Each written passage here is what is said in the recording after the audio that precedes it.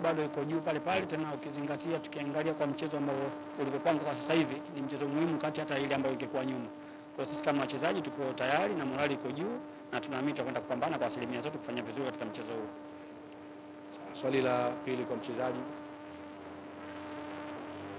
Swali la pili kwa mchezaji.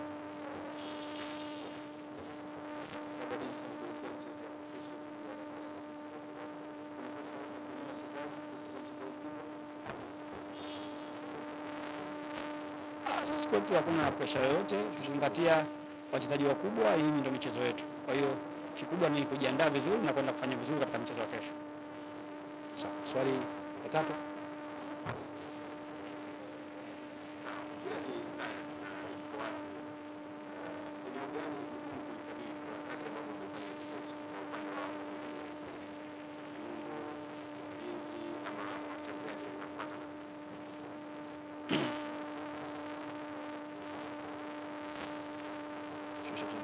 Mimi nadhani hakutakuwa na eneo gumu kama tutafanya kile ambacho tumekifanya katika uwanja wa mazoezi au maelekezo ambayo tumepewa na mwalimu. Kama tutafanya kwa 100% basi na mimi kila kitu kitakuwa chepesi.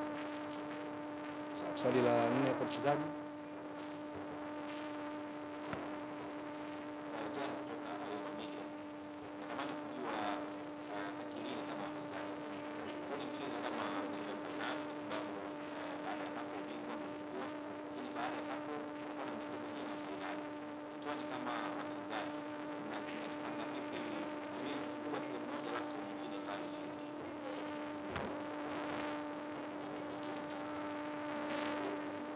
Kwa kuwa tuko tayari, sisi kila mchezo kwetu ni finali.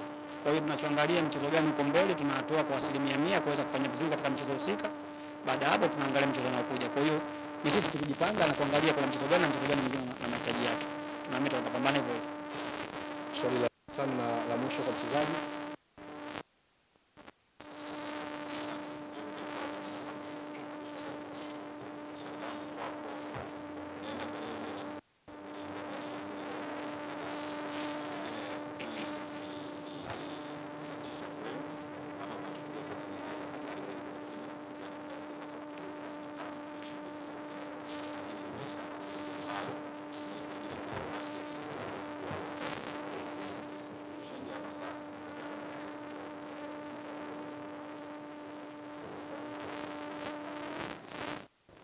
Kikubwa tunaenda na tahadhari kubwa kwa sababu Simba nao ni timu nzuri na wanachezaji wako bora.